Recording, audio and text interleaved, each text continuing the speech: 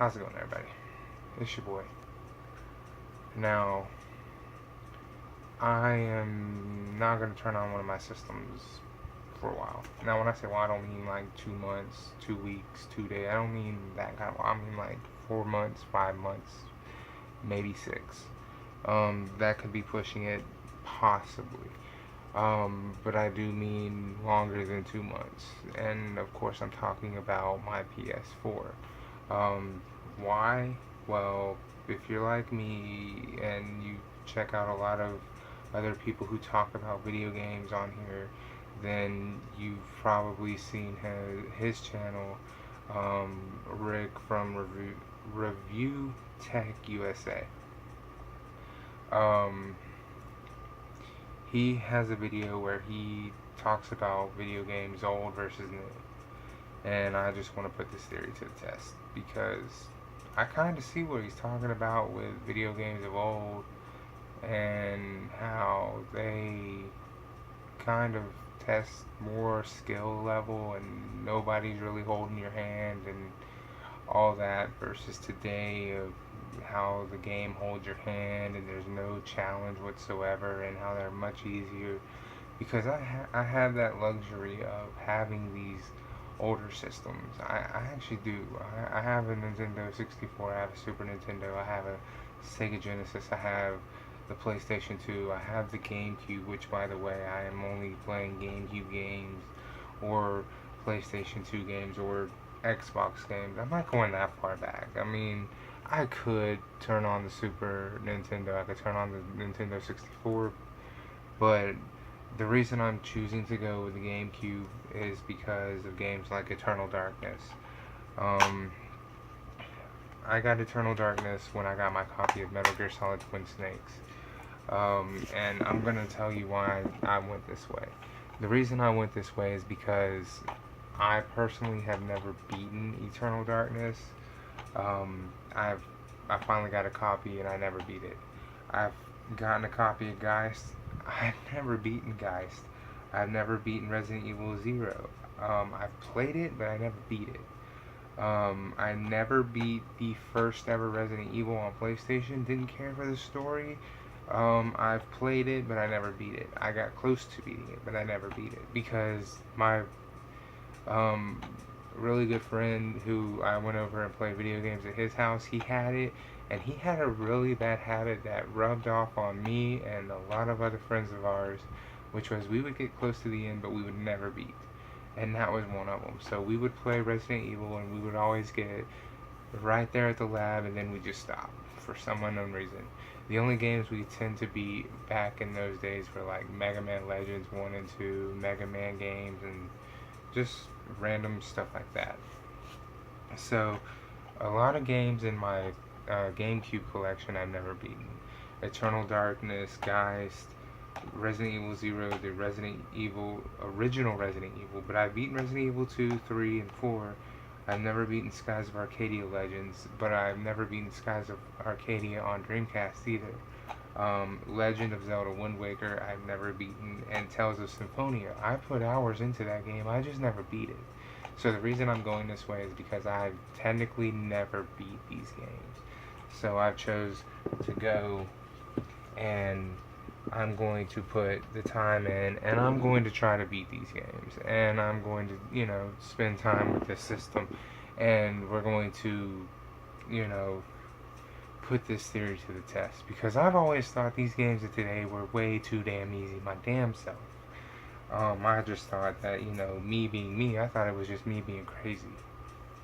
So it is good to see that, other people are thinking this and other people are like, no, I'm not crazy, or no, you're not crazy, and yeah, they are way too damn easy. In fact, I'm gonna go under my memory card right now and just see which ones I have because, and like I said, I have the Twin Snakes.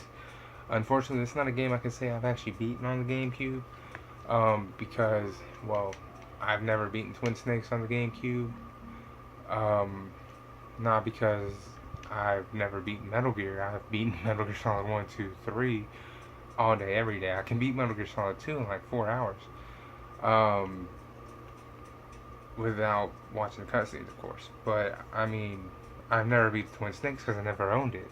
But I can beat Metal Gear easily. It's one of my favorite PlayStation games of all time, and I've beat it several times on PlayStation. I've just never beat it on GameCube. And yeah, I'm looking right here at my memory card, and I don't have Super Smash Bros. Melee, but I have a save for it. It's very weird.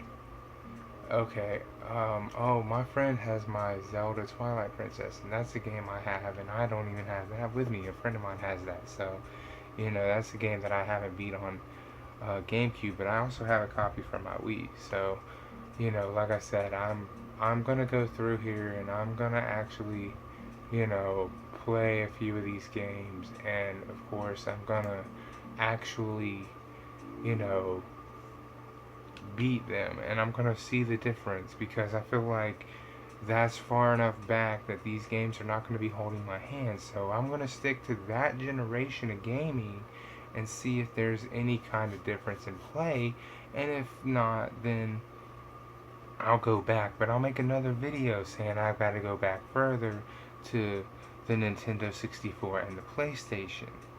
And if that doesn't create enough challenge, then I'll make another video saying and stating that I'm going back to Super Nintendo and, of course, my Sega Genesis.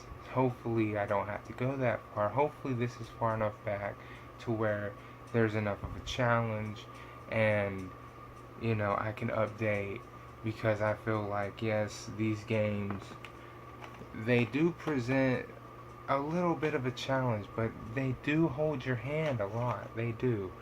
And there is no real, consequence in them, as to where with GameCube and, the Xbox and shit like that, there was still some kind of a consequence. Some. Not much, but there was some.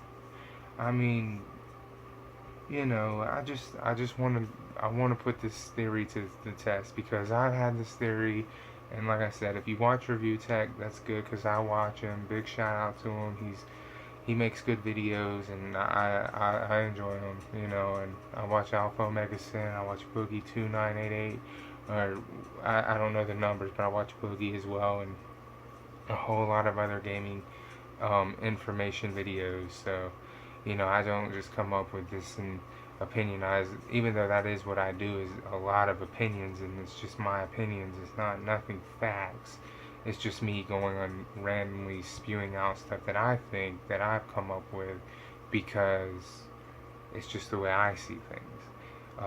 And that's why I always say, you take, you have your opinion and I have mine, and we're able to get along, and we don't have to clash, and we can just keep this about gaming, and that's all I ever want to do, is I just want to keep it about gaming. So, that's what I'm going to do. I'm going to I've just turned on my GameCube right now. I'm fixing to plug in a game, and I think I'm going to start off with my, continue my save, and, well, actually, I think I'm going to start up with Eternal Darkness, and it's a little past midnight right now, so that ought to get a good scare going, and probably get some things jumping just a little bit. So, I'll give it a couple days before I check back in with this type of an update video, and I'll let you know, because, like I said, I'm doing this just off the fact that, I've seen some videos where their theory is video games today are made, and they're very, wuss type, very, very hold your hand, very non-challenging, and, I mean, they go way back. They talk PS4, Xbox One, and then they go way back to, like, 8-bit, 16-bit, and I'm like, I don't think you have to go that far back, but I'm gonna test this theory myself. And like I said, I just turned on my GameCube, so I'm gonna start playing it now, and I'll see you on next video. Deuces.